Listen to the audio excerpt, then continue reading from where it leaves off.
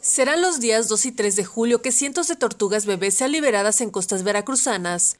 Teniendo como escenario Playas Chaparrales, se llevará al cabo el Festival de la Tortuga Marina. Así lo dio a conocer el director de turismo del Ayuntamiento de Cazones, Raúl Godínez. Y en ese marco de Playas de Chaparrales vamos a tener el próximo Festival de la Tortuga Marina, 2 y 3 de agosto, con diversas actividades como son un ciclo de conferencias. Vamos a tener talleres de reciclaje, talleres artesanales. La comunidad de Chaparrales es una comunidad muy pequeña, son 45 familias, de las cuales casi el 50% se dedica a elaborar las artesanías que después ustedes van a encontrar en los puntos de interés turístico del país. Detalló que se encuentran en la temporada de anidación de la tortuga blanca, por lo que tendrán diversas actividades para los turistas. Ahorita estamos en la temporada de anidación y nacimiento de tortugas.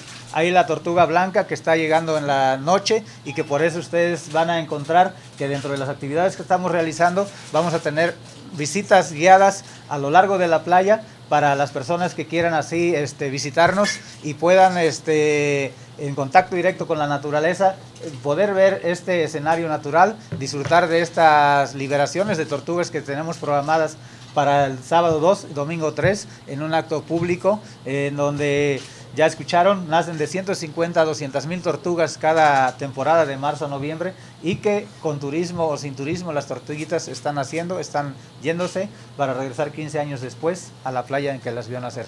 Hay días, esto depende mucho de la naturaleza, las tortugas llegan, especialmente cuando viene una etapa de vientos de norte, llegan a veces 10, 20, 30 tortugas, 40 tortugas, que si lo multiplicamos por 80, 100 huevos, que es el promedio, pues hay días que llegamos a liberar 2, 3 mil tortugas diariamente.